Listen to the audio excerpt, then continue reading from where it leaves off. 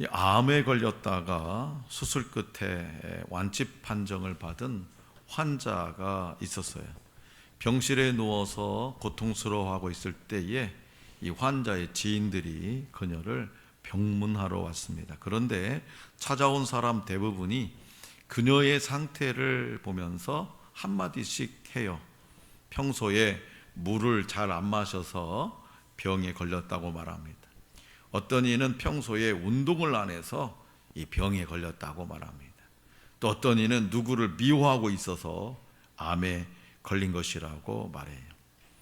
잠시 쉬는 것이 하나님의 뜻이라고, 이것도 하나님의 뜻이라고, 또 무언가 하나님이 말씀해 주시고 교훈해 주실 것이 있어서 당신에게 이런 병을 주셨다고 말하는 성도들도 있었어요. 지인들의 말을 듣고 있던 그 환자가 이렇게 말해요. 제발 그런 말은 마세요. 저도 잘 알아요. 제발 그런 말 마세요. 저도 잘 알아요. 그녀는 찾아온 사람들에게 병의 원인이나 고통에 대한 하나님의 뜻에 대해서 듣고 싶은 것이 아니었다라는 거예요. 그저 자신과의 고통을 공감하면서 위로의 말을 해줄 수 있는 한 사람이 필요했던 거죠. 자, 성도 여러분, 하나님은 자기 백성에게 한없는 자비와 긍휼을 베푸시는 하나님이십니다. 예수님도 이 땅에서 고통받는 연약한 자들에게 긍휼과 사랑으로 다가가셨어요. 아픔을 겪는 이들에게 필요한 것은 상황을 해석하고 하나님의 뜻을 알려주는 것이 아니라 현재의 마음에, 이 현재의 아픔에 공감하면서 함께하는 거예요. 그렇다면 여러분들은 위로와 자비가 필요한 이들에게 어떻게 다가가셨습니까?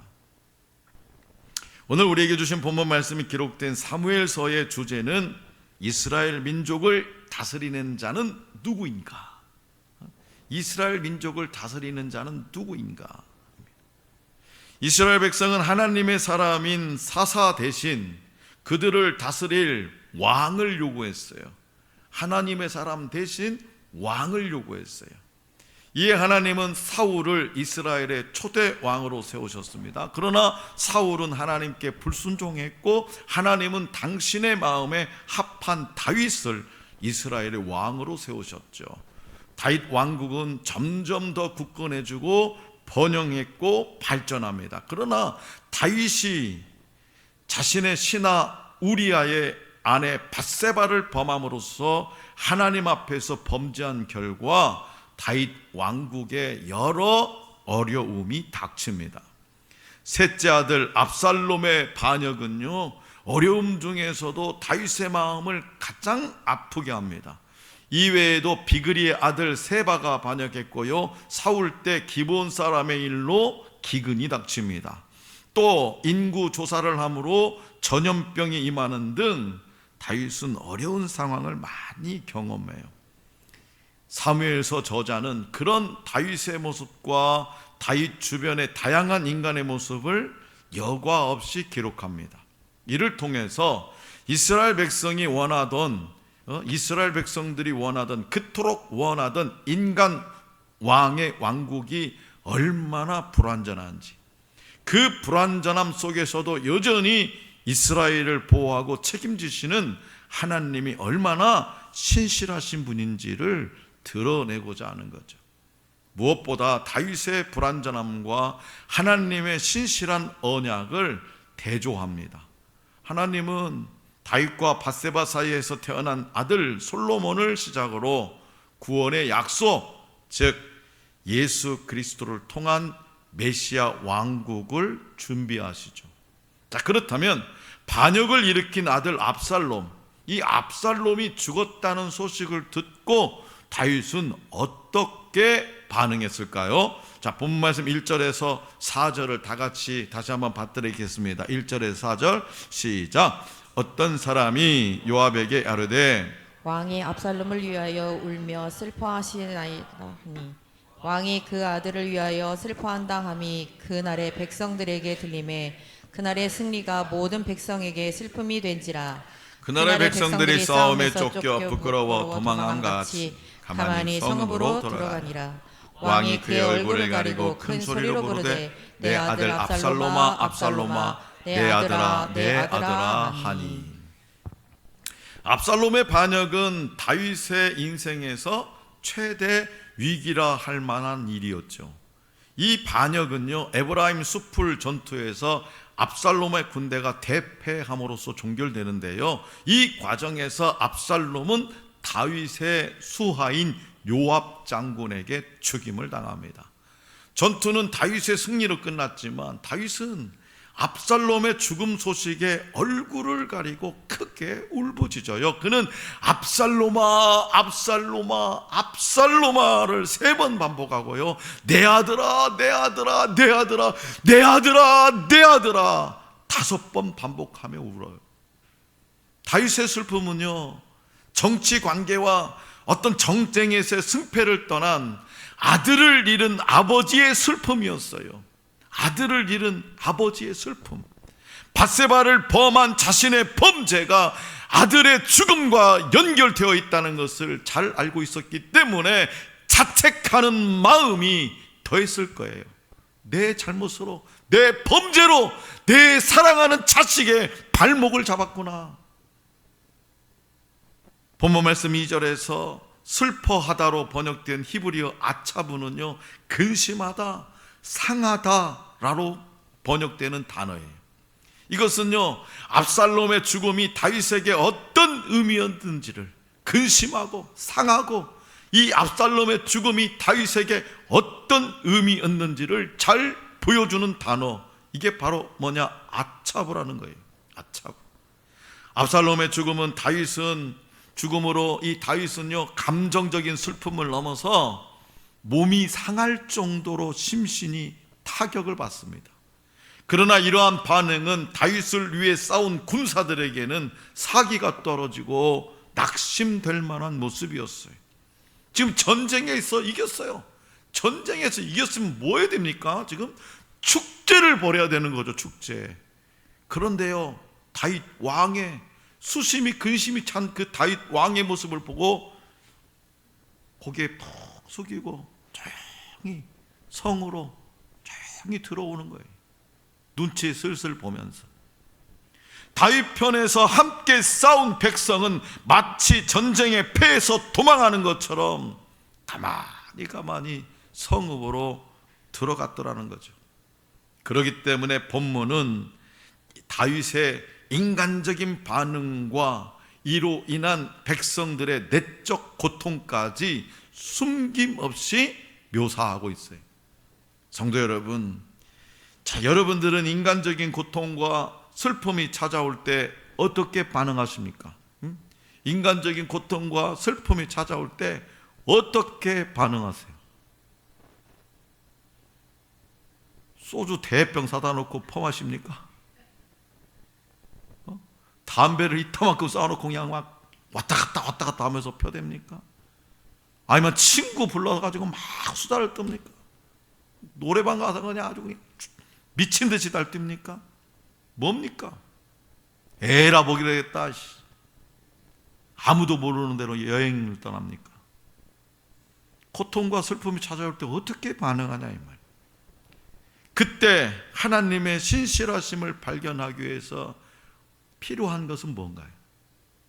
자식이 죽으면 가슴에 묻는다는 말처럼 자녀의 죽음은 부모가 경험할 수 있는 가장 큰 슬픔 중의 슬픔이에요. 아무리 자식이 원수고요, 아무리 자식이 파렴치한 행동을 해도요, 그 부모의 사랑을 끊을 수가 없어요. 그렇기 때문에 다윗의 슬픔과 울부짖음은 인간적으로 솔직한 반응이에요. 인간적으로 보면 솔직한 반응. 그러나 반역자를 처단한 이날은 그의 왕권을 회복시키고 승리를 주신 하나님께 감사와 찬양을 드려야 하는 날이에요. 본문 말씀은 다윗이 아버지로서의 슬픔과 왕으로서의 감사 사이에서 오로지 슬픔에 빠져 있음을 보여줘요. 그럼에도 불구하고 성경은 이에 대해서 단편적으로 평가하지 않는다는 거예요. 어느 한쪽으로 치우쳐서 평가하지 않는다는 거예요. 오히려 이러한 복잡한 상황이 어디서 시작된 것인지, 다윗의 이 가슴 아픈 이야기가 어디서부터 시작된 것인지 생각하게 하면서 인간의 범죄와 그 결과로 인한 비극적 삶의 고통을 보여줍니다. 심판과 고통 속에서 인간이 얼마나 연약한 존재인지 그 실상을 확인해 주고 있는 거죠. 동시에 이러한 인생을 책임지시면서, 이러한 인생이라도 책임지시면서 이끄시는 하나님의 신실하심을 드러내고 있어요. 반역한 아들이라도 다윗이 그를 위해 슬퍼하듯이 하나님은 반역한 이 세상을 끝까지 사랑하사 예수 그리스도 안에서 구원해 주셨습니다. 이처럼 삶에 찾아오는 고통은요, 대체로 내가 지은 죄악과 연약함, 그리고 무지함에서부터 그 원인이 시작됩니다. 그러나 인간의 나약함에도 불구하고 하나님은 자비와 공의로 우리를 계속 돌보신다는 거죠. 하나님께서 이 자비와 공의가 없으신 분이라면 저와 여러분들이 지금 이 시간에 하나님 아버지라 부르면 예배 자리에 나올 수 있겠습니까? 감사하게도 인간적인 슬픔과 고통 속에서 울부짖는 것은요, 우리가 울부짖을 수 있는 것은 하나님이 허락하신 본성입니다. 압살롬을 향한 다윗의 사랑과 긍휼은 죄인을 향한 하나님의 아버지 사랑을 그대로 보여주는 그림자입니다. 예수님의 십자가는 하나님의 공의를 만족시키되 우리를 끝까지 사랑하시는 하나님 사랑의 극치입니다. 그렇기 때문에 살아가면서, 우리가 이 땅에서 살아가면서 그 어떤 고통의 순간에도 하나님께 나아가서 그 하나님의 자비의 손길로 위로받으시기 바랍니다. 요압은요, 아들을 잃고 슬퍼하는 다윗에게, 아들을 잃고 마음 상해서 슬퍼하는 심신이 공고한 그 다윗에게 뭐라고 말했을까요? 본문 말씀 5절에서 7절입니다. 다 같이 받들겠습니다. 5절에서 7절 시작. 왕께 말씀드리되 왕께서 오늘 왕의 생명과 왕의 자녀의 생명과 처첩과 비빈들의 생명을 구원한 모든 부하들의 얼굴을 부끄럽게 하시니, 이는 왕께서 미워하는 자는 사랑하시며 사랑하는 자는 미워하시고 오늘 지휘관들과 부하들을 멸시하심을 나타내심이라. 오늘 내가 깨달으니 만일 압살롬이 살고 오늘 우리가 다 죽었다면 왕이 마땅히 여기실 뻔하였나이다. 이제 곧 일어나 나가 왕의 부하들의 마음을 위로하여 말씀하옵소서. 내가 여호와를 두고 맹세하옵나니 왕이 만일 나가지 아니하시면 오늘 밤에 한 사람도 왕과 함께 머물지 아니할지라. 그리하면 그 화가 왕이 젊었을 때부터 지금까지 당하신 모든 화보다 더욱 심하리이다 하니. 아멘. 요압은 다윗이 압살롬의 죽음을 슬퍼하고 있다는 소식을 듣고요, 다윗을 찾아갑니다. 그는 본문 말씀 5절에서 다윗 왕과 그 가족의 생명을 구원한 모든 부하의 얼굴을 부끄럽게 하고 있다고 말해요.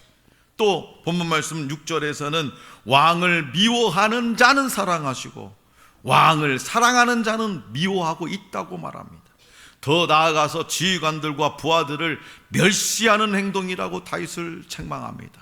7절에서는 다윗이 일어나 군사들을 위로하지 않는다면 아무도 당신을 따르지 않을 것이고 큰 환란이 닥칠 것이라고 협박하기도 합니다. 요압은 아들에 대한 다윗의 사랑을 모든 반역죄에 대한 사랑으로 확대 해석해요. 다시 말해서 왕의 슬픔을 자기 지휘관들과 군사들의 미움으로 해석하고 있어요. 요압의 말은요, 충언이라기보다는요, 자신의 지위를 넘어서 그 공로와 의를 드러내고자 하는 교만과 야망의 표출이었습니다. 내가 당신을 위해서 목숨 걸고 싸웠는데 어찌 이럴 수 있느냐? 내 부하들과 나와 내 부하들이 당신을 위해서 싸웠는데 목숨 걸고. 이러한 요압의 자극적이고 강력한 말과 행동에 다윗은 일어나 성문에 나가 백성 앞에 앉습니다. 이렇게 본문 말씀에서 보이는 이 요압은요, 천하의 다윗 왕도 제어하기 힘든 인물로 그려집니다. 그러나 훗날 다윗은 요압 대신 아마사를 군대 장관으로 세우고 죽기 직전에는 무죄한 자의 피를 흘리게 한 요압의 죄를 물으라 라고 하는 유언을 아들 솔로몬에게 남깁니다. 다윗 왕국에 대한 충성과 용맹함으로 많은 업적을 남겼음에도 불구하고 타인에게 무정하고 무자비했던 요압은 마침내 비극적인 처형으로 그 생을 마무리합니다. 여기서 우리가 생각해 봐야 될 게 뭐냐? 잔소리와 충고의 차이점입니다. 동영상 하나를 보도록 하겠습니다. 잔소리와 충고의 차이점이 뭔가?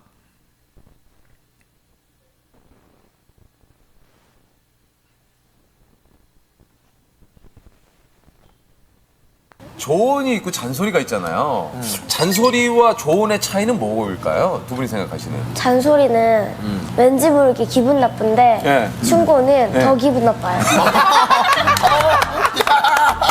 와! 잔소리는 기분 나쁜데 충고는 더 기분 나빠요. 아, 진짜요. 잔소리가 나요? 그냥 안 하는 게 낫죠. 그러니까 노터치. 노터치. 네, 난 나야. 예? 넌 너고. 예, 넌 너고. 굉장히 좀 공감이 되네요. 예. 고수영 양은 뭐 혹시 엄마 아빠가 뭐 잔소리 하는 거 없어요? 아, 너무 많아요. 뭐예요? 뭐 잔소리예요? 공부를 제대로 하라고. 그럼 뭐라고요? 엄마 아빠는 공부 제대로 했어요? 아마 이렇게 물어봐요. 여기까지. 그걸 저기서 부모님인데. 자, 성도 여러분,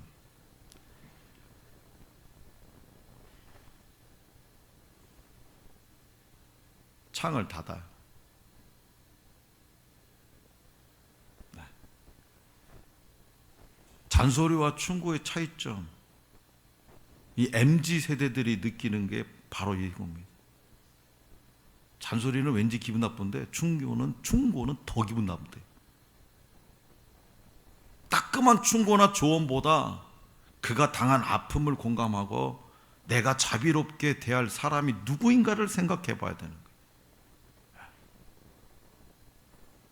사무엘하 후반부는 다양한 인간들의 모습을 적나라하게 묘사합니다. 그 중에 요압은 아들을 잃은 왕의 슬픔에 공감하기는커녕 합리적이지 못한 왕의 태도를 강하게 비난하는 인물로 그려지죠. 충고합니다. 충언을 한 거예요. 근데 그게 더 기분 나쁘대요. 그 충고가. 다윗이 요압의 의도를 수용하는 것처럼 보이지만 요압의 말을 듣고 백성 앞에 앉았어요. 이 요압의 의도를 수용하는 것처럼 보이지만 결국 요압은 다윗과 멀어지고 그의 야욕은 심판을 초래한다는 거죠. 요압에게는 죽은 자를 애도하는 것보다 자신의 안위를 유지하는 것이 더 시급했던 거예요. 이처럼 세상은 요압처럼 자신의 유익을 위해 살아가지만 하나님 나라는 죄인을 사랑하는 자비와 용서의 나라입니다. 미운 사람을 미워하고 자신을 사랑해주는 사람을 사랑하는 것은 세상도 하는 일이에요. 그러나 하나님의 사랑과 은혜를 경험한 사람은 자신을 미워하는 자도 사랑하고 원수도 사랑하고 대신 죽기까지 합니다. 그렇다면 지금 여러분들은 어떻게 살아가고 있습니까? 어떻게? 자신에게 유익을 주고 도움이 되는 사람만 사귀고 있지는 않습니까? 그냥 싫고 내게 도움이 되지 않는다고 멀리 밀어내는 사람은 없습니까? 착한 일교차 명성과 칭찬을 얻기 위해서 하고 있지는 않습니까? 하나님 나라 백성인 저와 여러분들은요, 하나님의 뜻을 알고 행할 뿐만 아니라 하나님을 닮아가는 사람이, 우리는 아픔을 겪고 있거나 도움이 필요한 이들에게 다가가서 그들을 자비와 사랑으로 돌아봐야 되는 거죠. 잔소리, 조언, 충고는 필요 없습니다. 충고나 조언이 필요해 보이는 경우에도 상대방의 관점에서 그 마음을 이해하고 보듬고 나아가는 성숙한 자세가 필요해요. 왜냐? 충고나 조언보다 더 중요한 것은 그를 사랑하는 마음이기 때문입니다. 설교하는 목사가 만약에 제가 강단에서 여러분, 저 박 목사는 십자가 복음을 믿기 어렵습니다, 십자가 복음을 믿기 어려워요 라고 한다면 예배 끝나고 난리가 날 겁니다. 아이, 우리 목사님 어떻게 세상에 저런 말씀하실지. 그러나 제가 이 자리에서 여러분, 저는 사랑하는 게 참 어렵습니다 라고 고백한다면 우리 목사님은 참 인간적이야, 그렇게 생각할 겁니다. 인간적이라. 우리는 이처럼 사랑하지 못하는 것을 자연스럽게 용납하는 분위기에서 살아가고 있다는 거예요. 제가요, 저희 아내를 많이 사랑하지 못해요. 그러면 그 사람은 오히려 뭐 그럴 수도 있지, 그럴 수도 있지 뭐 이래. 저는 내 자식들에게 뭐 해준 게 없어요. 그러면 나도 그 공감해. 막 자연스럽게 용납하는 분위기에서 살아가고 있다라는 거예요. 어느 선교사님이 어느 목사님에게 메일을 보내왔어요. 더욱 깊이 사랑할 수 있도록 저를 위해 기도해 주세요. 이곳에는 덫에 걸린 짐승을 잡아먹지 못해 안다라는 짐승처럼 저를 괴롭히는 사람이 많습니다. 제게 그들을 미워하지 않는 정도의 믿음은 있으나 더 너그럽고 다정하게 격려하도록 아무 것이나 녹여낼 수 있는 큰 사랑을 가질 수 있도록 기도 부탁드립니다. 제가 마음이 괴롭습니다. 자신을 해하려 하는 사람을 미워하지 않는 것만 해도 대단한 일이죠. 그러나 하나님이 우리에게 요구하신 사랑은 그 수준이 아니라는 거예요.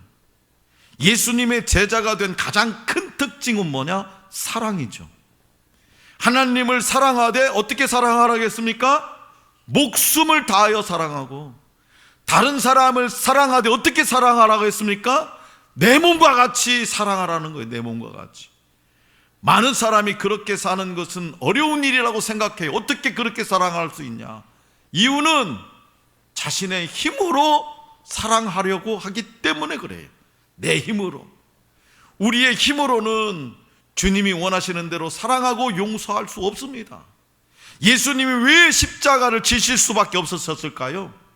왜 예수님이 그 험악한 십자가를 지실 수밖에 없으셨을까? 그것은 바로 저와 여러분들의 힘으로는 구원받을 수 없기 때문에, 저와 여러분들의 힘으로는 구원받을 수 없기 때문에 예수님이 친히 그 모진 십자가를 지시게 된 거예요. 이처럼 사랑도요, 우리 힘으로 할 수 없습니다. 진정한 사랑은 내 안에 사랑의 왕으로 계신 예수님으로부터 나오는 거예요. 성령 하나님으로부터 나오는 거예요. 우리가 할 수 있는 것은 내가 예수님과 함께 죽었다는 진리를 믿고 고백하는 거예요. 사랑하려고 노력하는 것이 아니라 그렇게 되는 거예요. 나는 죽고 예수로 사는 사람, 그 사람이 바로 사랑으로 사는 사람입니다. 그런 사람들이 모여 있는 곳이 바로 어디냐? 하늘 소망 교회입니다. 하늘 소망 교회를 포함한 이 땅의 모든 교회는 하나님의 사랑을 깨달은 자들이 모인 곳이에요. 하나님의 사랑. 하늘 소망 교회와 이 세상 모든 교회는 하나님의 사랑으로 세상을 통치하고 회복과 변화를 일으키는 공동체입니다. 사랑하는 성도 여러분, 다윗 가문을 심판하시는 중에도 하나님은 다윗과 맺은 언약에 신실하십니다. 반역한 아들 압살롬이 죽자 다윗은 큰 슬픔에 휩싸였어요. 왕의 역할을 다하지 못할 정도로 커다란 아픔 속에 있지만 하나님은 그의 왕국을 회복시키며 구원 계획을 이루어 가십니다. 협박하듯 다윗을 책망한 요압은 후일 무죄한 자의 피를 흘린 죄로 인해서 심판을 받습니다. 오늘을 살아가는 저와 여러분들은 아픔이 찾아오는 인생의 어두운 계절 속에서도 변함없이 구원과 선을 이루시는 그 하나님을 신뢰해야 될 줄로 믿습니다. 하나님의 선하심과 자비하심을 본받아서 세상을 사랑과 긍휼로 섬겨야 됩니다. 그러므로 인생의 슬픔과 아픔이 찾아올 때 하나님의 선하심과 신실하심을 신뢰할 수 있기를 원합니다. 하나님의 자비하심을 본받아서 어려움에 처한 이들을 사랑과 긍휼로 품고 섬기는 우리 모두가 될 수 있기를 간절히 기원합니다.